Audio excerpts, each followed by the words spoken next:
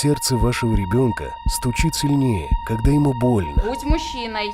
когда ему страшно, Садись, 2. когда ему стыдно,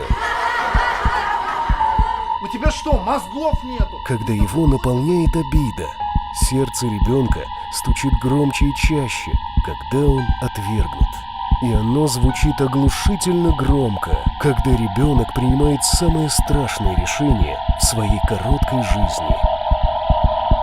Этого могло бы не произойти, если бы он позвонил на детский телефон доверия. Вы боялись, что ребенок на вас настучит, а на самом деле вы не услышали оглушительный стук его сердца, которое кричало о помощи.